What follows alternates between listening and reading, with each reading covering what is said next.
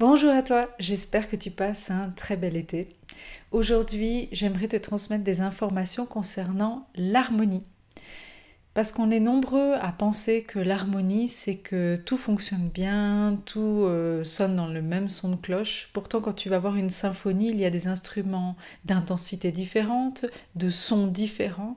Et l'harmonie, c'est de savoir composer avec l'extérieur. Donc on ne cherche pas à modifier l'extérieur, on cherche à composer avec.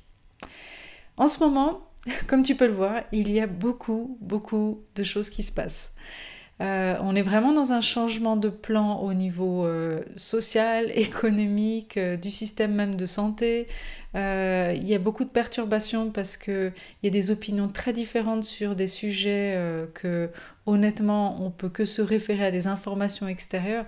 Donc on nage un peu dans l'information et malheureusement ça crée beaucoup de divisions parce qu'il y a des personnes qui ont des points de vue différents. Et ce que j'aimerais te partager aujourd'hui dans cette vidéo, c'est d'essayer d'être au minimum dans cette forme de division ou de vouloir convaincre. Et pour ça, j'aimerais te proposer un petit processus pour t'aider avant que tu discutes avec quelqu'un qui a une opinion différente de la tienne. D'abord, sache que si tu as une opinion différente de quelqu'un d'autre en fonction de ce qui est en ce moment, ça sert à rien de chercher à convaincre. D'abord, regarde à l'intérieur de toi comment tu te sens. Si tu es calme, en paix, avec de la légèreté, pourquoi pas discuter? Là oui, parce que tu es dans une fréquence, une énergie qui permet la discussion. Si tu es dans la colère ou la peur, tu vas vouloir imposer à l'autre ton ressenti. Et là, tu vas dévier parce que tu vas te retrouver comme dans toutes les guerres à vouloir faire force contre force et c'est pas le but. Donc déjà, sens-toi bien à l'intérieur. Maintenant, deuxièmement, si tu as une information qui est différente que celle qui est en face de toi ou d'une autre personne, avant de chercher à la convaincre, avant de chercher à lui dire « tu sais, moi je sais et puis j'ai vu », apprends à la comprendre. D'accord? C'est pas forcément un processus dans comment tu vas t'intéresser à l'autre, mais c'est plutôt intérieurement de dire « tiens, mais pourquoi elle pense comme ça? Qu'est-ce qui fait que… » Ah mais ouais, mais c'est normal, parce que elle ne regarde que les médias principaux, donc c'est normal qu'elle pense que le masque c'est important pour elle, et puis parce qu'elle a peur, et puis parce qu'elle a perdu son papa, donc d'essayer de comprendre l'autre va t'aider déjà de rentrer dans une autre posture que de vouloir convaincre, d'accord? Parce que on est tous en train de nager dans cette information, et on ne sait pas trop, comme j'ai dit, quelle est la vérité. Ce qui est important, c'est que de prendre ce que toi, ça résonne à l'intérieur de toi, mais ne cherche pas à l'imposer à l'autre. Ce qui est bien, c'est de pouvoir partager, de communiquer. Mais pourquoi vouloir imposer à l'autre ta décision, tes opinions? D'accord? Donc je te répète, d'abord sens-toi bien si tu veux discuter, et deuxièmement, avant de vouloir argumenter ou donner ton point de vue, cherche d'abord intérieurement comment tu peux mieux comprendre l'autre. Pourquoi l'autre pense comme ça? Si tu arrives à le comprendre, il va se passer quelque chose qui est au-delà du verbal. C'est totalement énergétique. La vibration que tu vas comprendre l'autre va permettre à l'autre déjà de baisser ses armes, de se détendre. D'accord? Parce qu'on n'est pas là pour faire la guerre des opinions. On est là parce qu'on est sur Terre et on a envie tous de la même chose. On a tous envie de partager de l'amour, d'être dans l'abondance, de se sentir en santé, d'être dans la joie. C'est ça que tout le monde recherche, d'être en paix finalement. Donc l'autre personne, dans ses décisions, elle cherche aussi la paix. Donc si tu comprends ça, tu dis mais au fond on veut la même chose, tu vois. C'est pas une forme de division mais c'est une forme d'harmonisation. Et si tu peux faire ça au maximum avec les personnes que tu rencontres, ça va vraiment vous rapprocher et puis aussi permettre à la fréquence de l'humanité de monter d'un cran, parce qu'en ce moment c'est vraiment tendu. Une autre chose que je te partage, mais vraiment en vite fait parce que j'en ai parlé dans de nombreuses vidéos, c'est que si tu as des angoisses par rapport à l'avenir ou des peurs de ce qui se passe en ce moment, utilise un outil de libération d'émotions. J'en en parle souvent de celui que j'ai créé qui s'appelle la méthode Léo, mais il y en a plein d'autres. Vas-y, utilise ces outils, libère-toi de ces émotions parce que c'est quand tu te sens bien que tu prends des bonnes décisions, tu vois, parce que quand on est angoissé, on a tendance à réagir et des fois on s'en veut de comment on a répondu à quelqu'un ou des actes qu'on a fait. Et bien sûr, tu peux avoir le coup de main d'un thérapeute, mais tu peux très bien le faire toi-même. D'accord?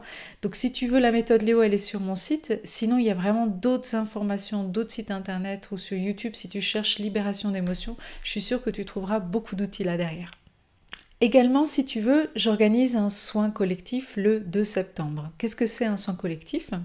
Je me mets en lien avec le monde spirituel et je transmets toutes les énergies et les informations aux personnes qui se sont inscrites. Donc c'est un soin qui se fait à distance et je me relie à vos consciences. Donc ces soins collectifs, c'est vraiment une information que je reçois du monde spirituel qui me dit quel jour et sur quel thème le faire. Là, le 2 septembre, ce sera sur l'harmonie, sur vraiment toutes ces informations que je te transmets aujourd'hui, sur la libération au niveau des angoisses, de chercher plutôt à s'harmoniser plutôt qu'à se diviser, d'apprendre à te recentrer, d'arriver aussi à honorer ton être, de ne pas te perdre dans la justification ou la culpabilité, et également aussi te transmettre une fréquence assez nouvelle. Donc c'est une information que j'ai reçue en canalisation, c'est le biocentrisme. J'avais jamais entendu ce mot et quand je l'ai reçu, j'ai fait un peu quelques recherches et je vais te partager en quelques mots la vision que j'en ai comprise. C'est qu'en fait, le biocentrisme, c'est d'arriver à prendre conscience que l'homme, l'être humain, n'est pas au-dessus des choses. D'accord? On fait juste partie d'un tout. Et ce tout, ça s'appelle la nature, les animaux ou d'autres formes de vie. Ça peut être aussi le monde minéral. Donc tu vois, c'est de prendre conscience que on n'est pas là à imposer les choses, on est là à apprendre et observer dans cette expérience de vie. Un exemple concret, par exemple, du biocentrisme, c'est la permaculture. Tu vois, auparavant, on décidait que la tomate, elle devait pousser comme ça et c'est comme ça. La permaculture, elle a tendance à laisser plutôt voir comment évolue la plante, où est-ce qu'elle va. Peut-être qu'elle va se rapprocher d'une autre plante parce qu'elle sent que, par exemple, le plant de tomate se sent très bien à côté d'un plant, je ne sais pas, de courgettes. C'est un exemple, hein, je ne suis pas sûre que c'est vrai. Mais on laisse et on observe, on apprend de la nature.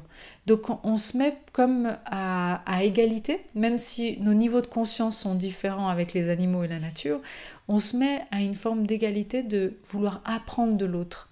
Ça nous ramène vraiment à cette humilité et de mettre un peu notre ego de côté et de apprendre avec ses enfants, apprendre avec la nature, apprendre avec nos aînés, apprendre avec les animaux.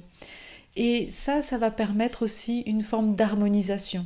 Parce qu'on est en train d'arriver dans une ère énergétique où on va beaucoup plus s'aligner avec l'énergie du tout. D'accord?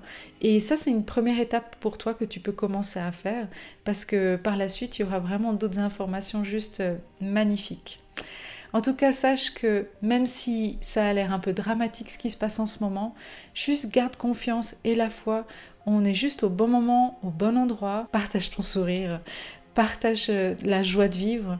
Si tu peux, donne de l'amour, crée de l'amour au quotidien. Ça, c'est quelque chose que tu peux faire. Et vraiment, il n'y a pas besoin de faire des grandes choses à grande échelle. Ça peut être la personne que tu croises aujourd'hui, ça peut être avec les membres de ta famille. Juste fais ce que tu sens qui est possible pour toi à ton échelle. D'accord? En tout cas, moi, je me réjouis de participer avec toi au soin collectif du 2 septembre. Si tu veux suivre, je te mets le lien dans la description, soit en haut ou en bas où tu peux t'inscrire. Et sinon, je te souhaite vraiment un merveilleux été. Profite bien de ces chouettes températures. Va en contact de la nature, sens-toi bien et comme j'ai dit, partage ton sourire. Allez, je te souhaite une très bonne semaine et un beau mois d'août. À bientôt.